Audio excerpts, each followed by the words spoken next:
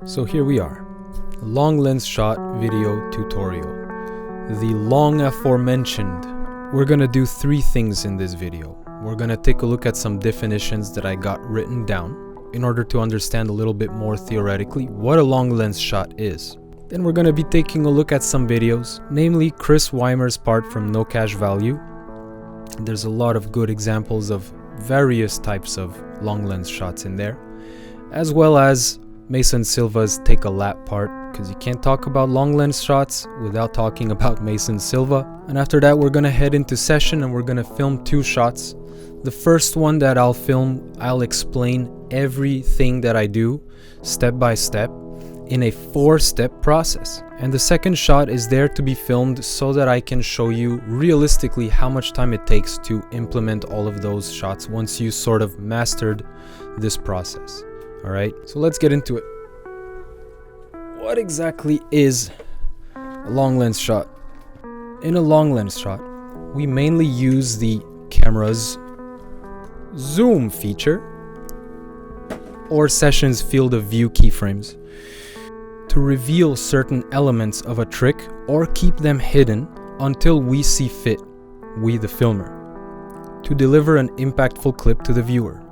The camera work in a long lens shot is supposed to communicate what the skater is focusing on at any given moment during the trick, and it's basically supposed to put that front and center for the viewer, the skater's focus. So if filming fisheye is a bit more of a cookie cutter way of going about filming skating, long lens shots offer full creative liberty, and there's no set instructions on how to go about it, alright? Because there are optimal ways to use a fisheye, and you can always take creative liberty with a fisheye, but people are definitely gonna sort of notice and most of the time wince at it. But long lens shots is free game, alright? That being said, I still believe that there are two very traditional, very recognizable ways to do a long lens shot, and I'm going to cover both of those in this video as a way of setting a sort of baseline standard for you from which you can start taking your own artistic liberties and adding your own sauce to the mix. Hey, so in this video I had planned for a section in which I watch skate video parts and explain the long lens shots in them live as I watch them, right? But what happened is the audio of that recording got completely corrupted and it sounded as if I was talking to you from inside a garbage can. So I'm not gonna re-record that whole thing and pretend to be hype about the stuff that I was hype about, but I will put bits of those two parts on screen and I'll give you the technical details of what I covered in that section. Alright, now first of all, a long lens shot follows a very specific skeleton of a structure, let's say, in which you have an introduction followed by the action and ending with the conclusion. These are names that I made up for the different sections, and what each of them means is the introduction is the part of the shot in which you introduce whatever you're putting emphasis on. I'm not talking about the skating, I'm talking about either the spot or the skater, right? Their style, their face. The action part of a long lens shot is the section in which the skating must be perfectly framed. Let's put it that way. In the action section, you want to put visual focus on whatever is in the skater's active memory in that given instant. What I mean by that is, if you do a kickflip, you're not going to be thinking about the landing, you're going to be thinking about catching it and locking in. So you don't visually show the landing area before catching the kickflip, right? And then after catching the kickflip, you can start zooming out or panning sideways to start closing in visually on the landing area. So in this kickflip back 5-0, we don't see the landing area before even finishing the grind, right?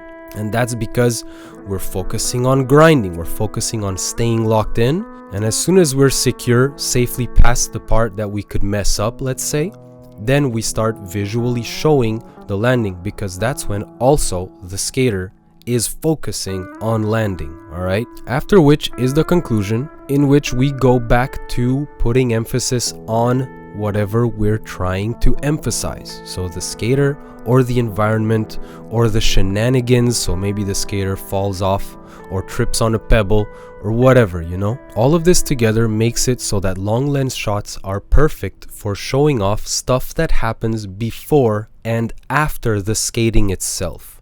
Now, we did use Chris Wimer's kickflip back 5-0 as an example for this because it's a very basic standard shot that allowed me to clearly convey what I mean by the basic long lens shot with an intro, an action section, and the conclusion. Now, when I said that there was full creative and artistic liberty in a long lens shot, I meant that as long as you respect this skeleton structure that I just explained, you can do whatever you want visually. I'm not gonna tell you how to be creative, but I did say that there are two very recognizable, that I consider traditional ways of filming a long lens shot. And here are examples of those two shots. The first one would be you introduce the spot in its entirety. You film it almost as if on a tripod as the skater rolls up, all the way up until the pop. As soon as the skater pops, you zoom in on the footwork all the way until the skater lands. From the pop to the land is the action phase, so you're just constantly zooming in during the action phase. After which you're free to film whatever you want, either the shenanigans or falling off the board or kicking the board out from under you in frustration, elation, whatever it is. The other type of very recognizable shot is to film the skater's face as they roll up to the obstacle. And you zoom in so much on the skater's face that you have no idea what they're rolling up to. So this gives a little bit of an element of surprise when you finally reveal the spot. And when you reveal the spot is up to you. Let's take a look at just a few blatant examples of either of those shots, alright? First off, we have Chris Wimer's part from No Cash Value, in which they use the first type of shot that I described, constantly, back to back, barely varying their type of filming. So this type of shot is what I personally consider a zero type of long lens shot, because they do this in almost all of their videos. I don't know if it's just Chief who wants all of his videos to look like this, or if it's a standard that they hold themselves to, but if you watch Chris Wimer's part in its entirety, you will know exactly what I'm talking about. And as a small contrast, let's take a look at Mason Silva's Take a Lap part, in which Ryan Lee, the main filmer for like Spitfire, made almost all of the long lens shots that second type of shot that I explained, right? And here is why. Look at Mason's face over here. This is the face he makes before any trick that he does, alright?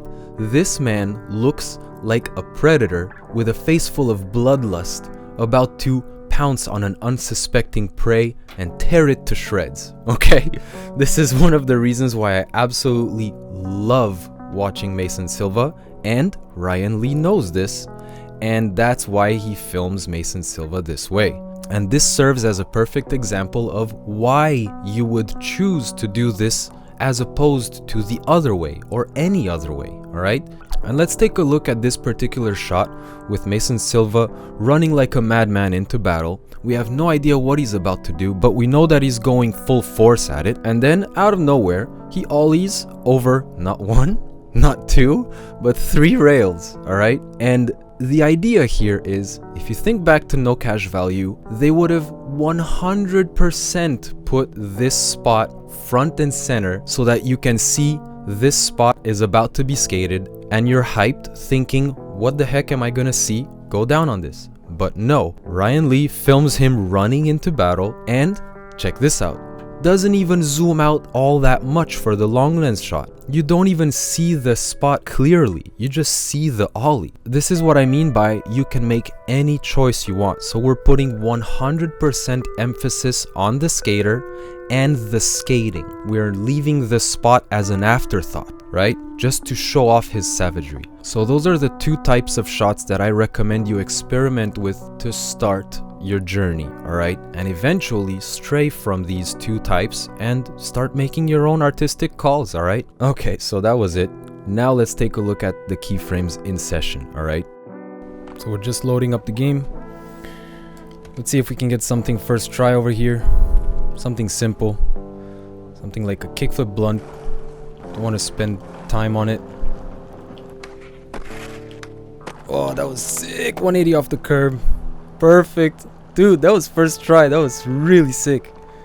Okay, so let's take a look at how it looks. This is probably going to be like the angle. Oh, that was so good. The ollie out is perfect. The 180 out is perfect. Awesome. Awesome. I love it. You love to see it. First try is this. So we got our trick, and now we have 4 steps to accomplish in order to get our long lens shot done. Alright, so those 4 steps are as follows. Step 0, the setup, right? So setting up a few preliminary keyframes so that you can have a bit more of a work environment within which to operate. Alright, after the setup, then you have step 1, which would be setting in keyframes at key moments of the trick. Alright, step 2 would be adjusting the framing for each of the key moments. Steps 0 up until 2 only serve to have a very basic but still usable long lens shot. Alright, so we're aiming to set up the bare minimum for a long lens shot to be acceptable all the way up to step 2. And step 3, the final step out of those 4, is the step within which we take creative and artistic liberties and we change up the shot so that it becomes unique and it becomes its own thing. So this 4-step thing is a structure that allows you to sort of compartmentalize what you're working on at any given moment.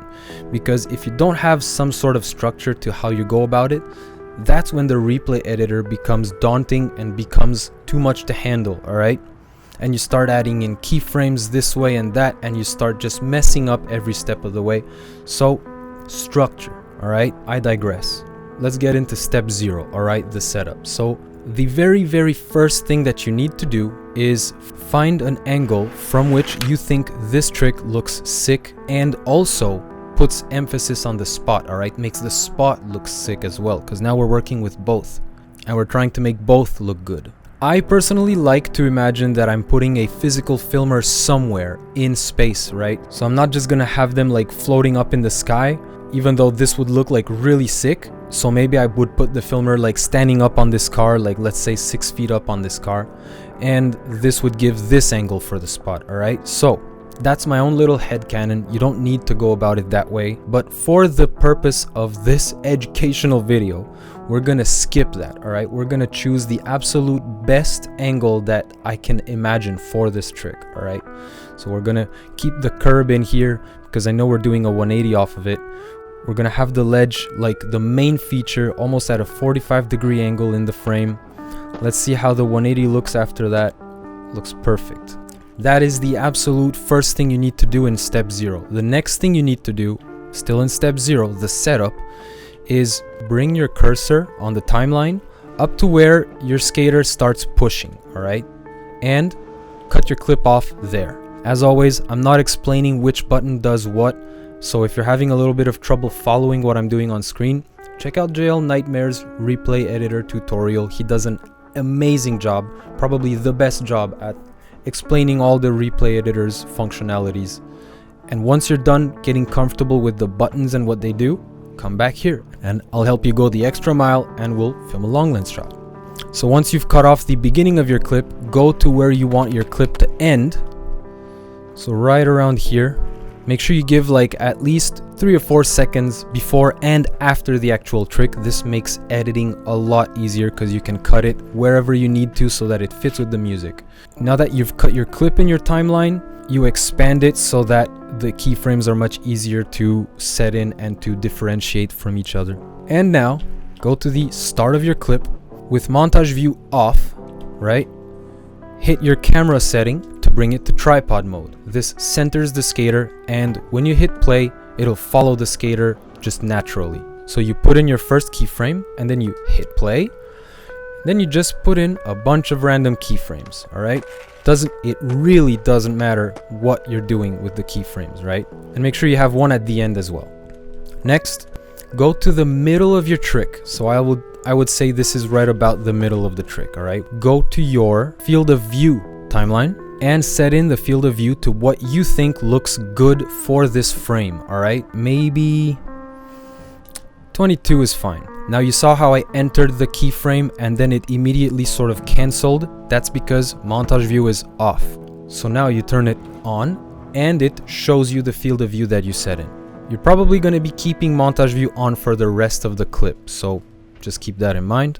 And here is where you go to your depth of field and you set in a keyframe to fix it as well. So I want to have the background a little bit blurry without having the skater blurry at all. So we're going to just set that up right there. 850 should do the trick. And that completes step 0, the setup. Now we have one depth of field keyframe and one field of view keyframe in the middle of the trick.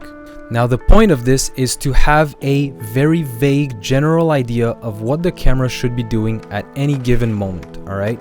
Of course the clip is going to look like garbage, but you can already see what we're aiming to modify at this point. So let's head into step 1, putting in one keyframe per key moment for the entire trick. Now there's two really important particularities about the key moments. Remember in all those other videos when I tell you there's 3 key moments in any given trick? So the pop, the middle of the trick, and the landing. So in a long lens shot, for the camera work to do its magic, there's more than that, all right? And those key moments would be something like this. The entire time the skater is pushing, the time that they're rolling to prepare, here is one of the important ones. The crouch, that is a key moment. From the crouch, the pop, the beginning of the pop, the catch, all the way to the end of the slide, that's another one. The landing, and then a key moment would also be what happens after the landing. So in this case, we're doing a 180 off the curb, so we want to have the footwork in frame for that. And after the little bit of shenanigans, we want to film the skater. So there's a few key moments of like filming the face, making sure everything is in frame after that, all right? So there's a bunch of them. So basically, as soon as something happens to the skater's body, that is a key moment that we want to keep in mind. And I said we're going to be setting in one keyframe per key moment, but we're actually setting 2 at the same time. And what I mean by that is exactly this. Let's go right over here to when the skater stops pushing, all right? Let's put in a field of view keyframe and let us zoom in, all right? Let's set the field of view to what I think it should be, right about here, 8. Obviously, this messes up the depth of field, so you have to fix that, but you don't always have to fix the depth of field. Those are not the 2 keyframes.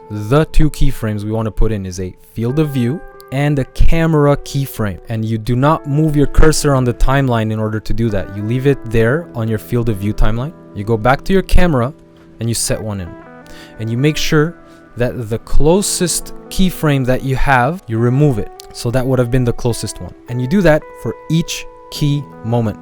You go back to your field of view all the way up until the crouch. You set in another field of view keyframe, go back to your camera, set one in right there, and the closest one to that one, you remove it. Rinse and repeat all the way up to the catch. All right, let's say the lock into the blunt. So this keyframe was actually pretty close. The initial first keyframe from step 0 was actually pretty close, but we're gonna remove it. We set in our keyframe for the field of view, and this one, we remove it. We go back to the camera. Now this one I believe is the one that we set in earlier, so we leave it there. We don't care about the framing yet. We're just putting in keyframes. Go all the way to, let's say here, the pop, put in a field of view, go back to the camera, put in a camera keyframe, and remove the extra one that was close. All right, this one, remove it. Back to field of view, get to the landing, put in a field of view keyframe, back to camera. See, this one was close enough that I could have kept it, but for a fluid workflow, you don't want to do that. You want to snap to the one that you just set in for field of view, and you set in a new keyframe. And the one that was there initially, very close, you remove it. I'll explain why we're so rigid about this in just a second. We go up to the 180. Let's just set the keyframe in the middle of the 180. Set in our keyframe there. Okay, so I like that we see him set his feet back up. So I'm going to leave the keyframe there, and we're going to put in another keyframe there as well. And we're gonna move in further down the timeline, almost at the end, and we're going to go to the camera timeline and set in one last keyframe. This one that was close, we remove it. All right, so now it still looks like a bunch of random keyframes, but the truth is now your field of view keyframes represent each key key moment that you want the camera to react to. And you have your camera timeline working in tandem. Now both of those timelines are like this. And it's so easy to just snap from one keyframe to the next and adjust both keyframes, all right? Which leads us into step 2, adjusting the framing. So, as always, if you mess up your framing and you want to go back to what it was initially, just snap from one keyframe to the next with montage view on, and it keeps everything in place, all right? So let's take a look at what it looks like right now without any framing adjustment. So we're rolling up, we start the zooming, and we follow the skater loosely. But everything is centered in the middle of the frame, all right? The skater just gets out of frame because we need to adjust the field of view. So let's do that first. So now we start getting nitpicky about our framing. Let's go to this one, out of frame. So let's focus on the footwork. Now I'm on the field of view timeline, so I go back to the camera timeline and I set in the keyframe. And you don't need to worry about any other keyframe because you already took care of that in step 1. So you just set in your camera keyframe. Let's go to the next key moment. The keyframes that represent the key moments are the field of view ones, so use that timeline to move around. Go back to the camera and adjust to show the footwork. Back to field of view, snap to the next key moment. Back to camera, set in the camera. Next key moment, back to camera, film the face. And for the last one, at the end of the clip, film the face as well. And maybe this one needs a little bit of adjusting as well. Let's see, is this one of the key moments? Yes, it was. My field of view timeline shows me that yes, it was. So make sure that you're on the keyframe and you adjust it. Maybe zoom out a little. That ought to do it. Let's go right up against the start of the clip and zoom in just like 2 ticks. That way the camera doesn't suddenly start zooming in, all right? Let's see how that looks at the end of step 2. Is this a very basic, usable clip? Maybe this up and down needs to be adjusted as well. All right, so what makes that happen? Remember in step 0 when we set in a bunch of random keyframes? Well, this one is one of those, and we need to remove it. Lo and behold, it puts the camera right back where it should have been if this keyframe never existed. That's because montage view is on. So now how does that little segment look? Land, 180 off the curb, film the face. I don't like how it slowly pans up to film the skater's face, so let's fix it. The camera timeline, I think it should be right about here. It should be done moving up. Let's set in that camera keyframe. What about this one? Is it good? Should be good as well. I don't think it'll interfere. Is it gonna look good? Good enough. Okay, so those were steps 1 to 0. This gives us a very basic, very rudimentary long lens shot that we can use in a pinch. The next step is going to be embellishing it and making it unique, all right? This is where the fun happens. So now we get to start taking creative liberties and making artistic decisions. Remember all that stuff that I said about introducing the spot or the skater? This is where you start setting that in. So for the moment, I'm gonna decide that I want to introduce the skater first, and I want to reveal right at the very last second. I want to reveal the ledge right around here at this keyframe is when I start revealing the ledge. So how we're gonna go about that is we're gonna go to this initial keyframe. We're gonna set in a field of view keyframe. We're gonna zoom the heck right in. All right, 3 or maybe 3. Let's go right in there. All right, let's fix the depth of field. Every time you need to fix the depth of field, you might as well do it right away. That ought to do it, 3000. And let's adjust the camera. So we're filming the face, all right? We're doing a Mason Silva kind of thing. Now let's go to the next keyframe and let's do the same thing. Let's adjust the field of view. Let's zoom right the heck in there, all right? 5, because we're slowly zooming out at the same time to follow them, to keep them in frame. Let's adjust the camera. The depth of field doesn't need any fixing. Let's go to the next one. Check the field of view. Bring it down to like 7 or something like that. Adjust the camera. Now here's something that I personally love to integrate. It's not one of those like universally recognized things. It's just my own personal taste because we can be so minute in session, all right? From the top of the crouch to the bottom of the crouch, all right? This is when the camera will transition from the face to the feet.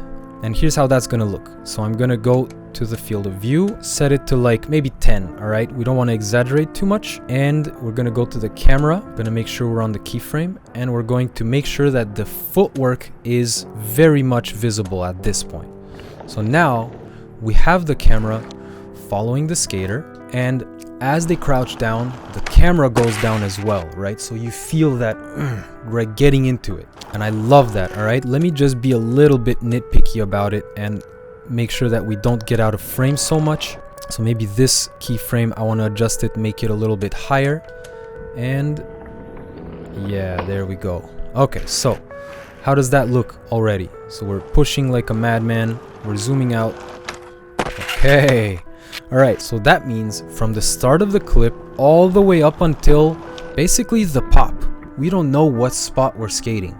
We the viewer now. And this is when we start understanding, oh, it's that spot from the title screen. Sick. It's a reveal. It's a little element of surprise that will always have an impact on your viewer, for sure. All right, now it's time to keep adjusting the framing a little bit to make it very like perfect. I want to start having a bit of a rule of thirds going on. So keep the skater very much in frame, but have them just a little bit off the center. And for this pop, we're gonna do a whoosh like I've covered in my other videos, but from 2/3 of the screen, maybe a little bit more there, to 1/3 of the screen. All right, so how does that look?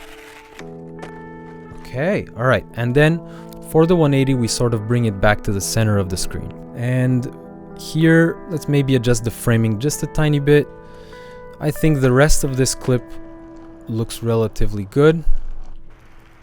Maybe it waits just a little bit too long before going up, so let's bring it back on the timeline and set the camera in there. And this one that's supposed to go up pretty quickly, let's adjust it as well and remove that one. That looks weird, just twitching our shoulders that way. Whatever, we're not gonna start playing with that too much. So that technically would have been step 3, making your shot unique, taking artistic decisions, and it will look something like this. Got a Mason Silva roll up. There we go. Sick, sick. So all of this is calculated, and I love the fact that we can be so intense in session. All right, it allows us to be so nitpicky. This is sick. This really looks good, actually. I love it. So that was it. That was the structure that I use. That's the mindset that I use, and that's how I separate the steps. All right, hopefully that helps put everything into perspective, and hopefully the initial part of this video also puts everything into perspective into how you can take artistic liberties, because now that you have your keyframes set up to represent key moments, it's 100% up to you what you do with those key moments. All right, and do watch skate videos for inspiration. And just to drive that point home, I'm gonna do the same thing for another trick, and I'm not gonna explain each step, but I'm just gonna show you how fast it can be once you master this sort of structure that I'm giving you. All right, we did it. This is basically the walk of fame at this point. This is the longest video that I've ever done on this channel, and it's the longest one I'll ever do, I hope. All right, at least I don't intend on making videos this long anymore. All right, full-blown tutorials like this take so much time, and I just don't have that time anymore. So let's take a look at this varial heel that I filmed over the ferry building triple set.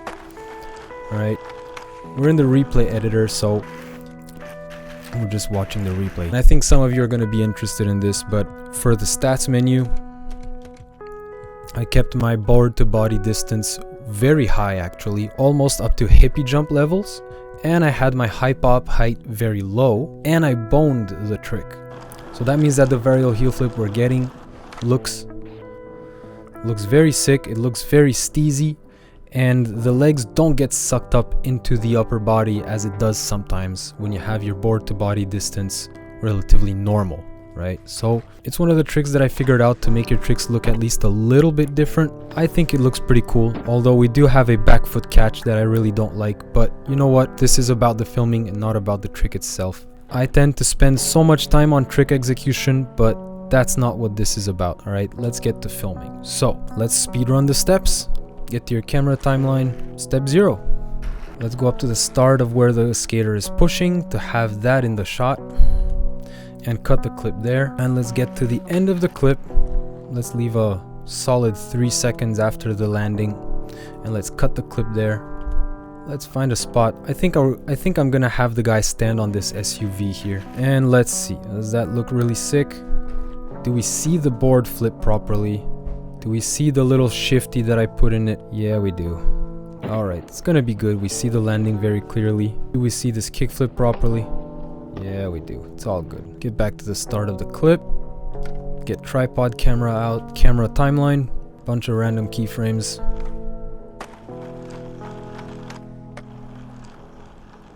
All the way throughout. Back to the middle of the trick. Field of view. Does it look good? Don't need to fix the depth of field. Alright, that was step 0, the setup. Let's put in the key moments. So we have one field of view here, up until we stop pushing. The beginning of the crouch. The end of the crouch. Right up to the pop. We got one in the middle of the trick, one in the landing, rolling up to the pop of the kickflip, the middle of the kickflip, the landing of the kickflip, and the ride off into the sunset, and the end of the clip. So those are the key moments that I've identified for this trick, and let's set the camera keyframes for these as well. So one camera keyframe there, one here, remove this one that was close, one here, remove this one here, remove that one here, remove this one here.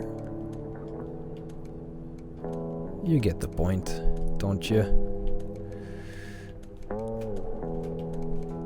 Alright, so you see this step took a lot of explaining, but in fact it's actually really simple.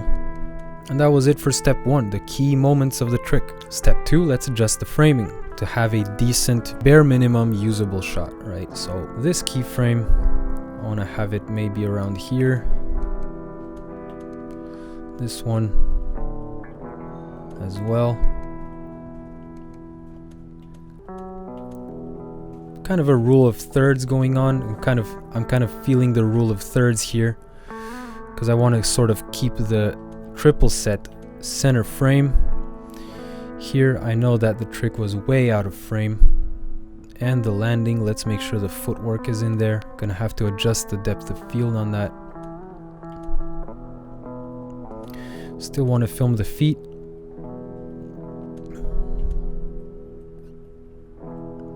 Get the kickflip. I think the kickflip we should zoom out a little bit. And we're going to remove this field of view so that the zoom out is happening sort of gradually between the landing and the kickflip. Looks good to me. Wow, that's actually fairly legit. Lands the kickflip, pans up to the entire body being in the frame. Looks good to me. What does this look like all in all? It looks pretty good. Pretty good, I think. I like how the camera is sort of, oh look, you even see the ferry in the background. That's cool, like a little bit of life in the background there. Nice. I'm on PS4, so I don't get mods to add like life to the environment. So whenever those little things pop up, or like the birds, you know, it adds a lot of life to the clips. We work with what we got. But okay, so this is a very usable, very decent clip. I like how the camera is sort of like shaking. So like the filmer is working to keep their balance standing on this car, I think. I don't know, maybe they're stressed because it's not their car that they're standing on. I like that. It adds a little bit, in my little head canon, it adds a little bit to it. And now we're at step 3 where we get to take artistic liberties. So I want to implement the 0 type of showing the entire spot and having the skater come in and do the deed. So we're going to go all the way up to this keyframe. In fact, the first keyframe of the clip, and we're going to adjust the framing to film the spot itself. And we're going to go to the field of view and we're going to zoom out. All right, and the thing that I want to do here is I want to make sure all of these camera keyframes are the same. So we're going to remove montage view. We're going to go to each keyframe and we're going to set it in. And this one as well. And this one as well, right? You're going to have to squint a little bit, but all the way up to the beginning of the pop. So the middle of the trick, we're keeping it like it is. So with montage view back on, it all looks like that. Okay. And we're gonna make this look good. So this, I think it's good. This, I want the field of view to be a little bit more zoomed in. And as they ride off, we're zooming out to get the kickflip. We're not changing the kickflip, so that should still be good.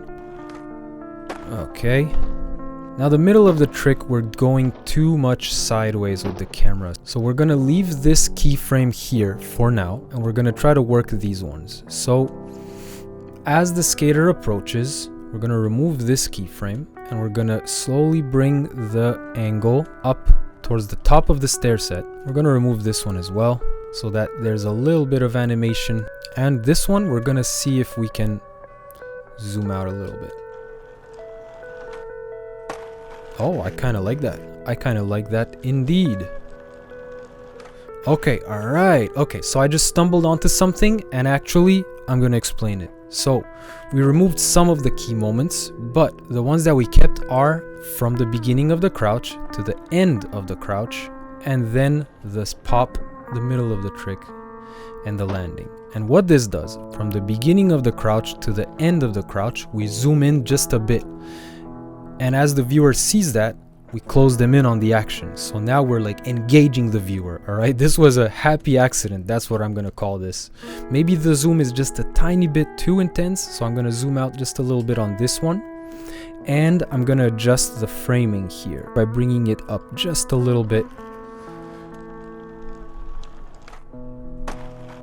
All right, it's time to fix the depth of field. All right, so the depth of field is good here, so I'm leaving a empty keyframe, like a default keyframe actually here. And then we're going to where it pops out of focus. Oh, okay, so Session does this sometimes. You put in just one default keyframe for the depth of field and it just sort of fixes everything. All right, so we just saw that happen.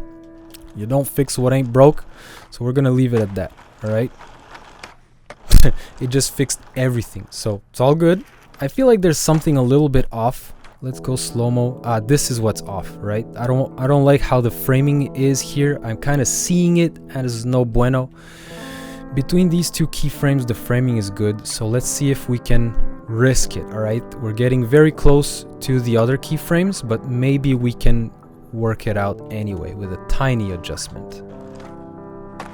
Okay, that works for me. That works for me. Good. So that's it. All right. We had our key moments set in from step 2, and we had the framing set to a default manner, default long lens shot, and now we sort of made this unique, right? Good, good. I love how this looks actually. So the ferry building triple set, varial heel over it, and then kickflip off the curb into the post-apocalyptic, no traffic, no humans around San Francisco Pier Street. So that's it. That's it. It takes a little bit of finesse around step 3. It's the one that takes the most time usually. All the others are basically just streamlined. They could be automated with AI at this point, right? And again, it just goes to show you it can become very streamlined once you master this structure, all right? And we're being a rebel, going in the opposite way of the one-way street sign. I love those little tiny details that not everybody's gonna pick up on in an edit, but usually I try to highlight them with like B-roll or something. And that's the kind of workflow I got. One clip inspires me to another clip and inspires a little bit of B-roll. Maybe we get a bail in as well. That's it. That was it. What a ride. I'm not gonna do a huge closing statements thing, but this was tough. This was a big one, all right? I had a lot of fun commenting on the skate videos. and writing up all that text was a lot of fun as well. But man, these videos take so much time, they take so much effort, and the truth of the matter is, I mean, look at me, I'm on day 3 of filming, and this is all before all the editing that I'm gonna have to do. So you can imagine that the amount of time that these videos take is insane, alright? But I'm glad it's done. I've been announcing the long lens tutorial video since day 1, and I knew since the very beginning that it was gonna be a huge thing, and I did want to learn as much as I've learned before making this video. Like, this is the crown jewel of this channel, alright? So I'm super glad. This is a huge milestone for me. But from here on out, I'm really hoping to make smaller videos, bite-sized stuff, expand on the trick tips series, eventually expand on the skate park homies series as well. As for the community service series, I mean, those are all really great ideas and I love them all, and I'm gonna try to really scale down, okay? Because it is not sustainable. This amount of work is not sustainable. So that is what the foreseeable future holds. Shorter videos, bite-sized stuff, maybe some memes, hopefully. And I think it's gonna do the channel a lot of good as well. Maybe once in a while I'll do some more commentary on a real-life skate video if you guys like that, if I get enough comments saying that people want to see that. And yeah, that is definitely how I consume skate videos. I'm constantly mind blown at the skating, obviously, but also the camera work, and how each era has its own sort of set of unwritten rules about the camera work, and that is such a rabbit hole with so many details. On this channel, we've barely scratched the surface, you know? So I said I wouldn't do closing statements, and I did anyway, so I'm gonna leave it at that. Please let me know if this helps. At this point, I'm confident enough in everything that I've recorded to be pretty much certain that if you didn't know what a long lens shot was, or how to do it, or how to handle it in session, by now you should be good to go. So tell me how it went. If you post something anywhere, tag me in the comments or tag me in your description or whatever. I want to see people's progress. I want to see how this helps, and if I can give small details or some advice, I will. It'll be my pleasure. Alright, enough is enough. Patience for your practice, and I'll see you in the next one.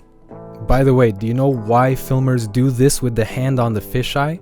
Is because when there were tapes and not digital video, and when you were fast forwarding through tapes, you would put your hand in front of the fisheye and leave it there for like a few seconds.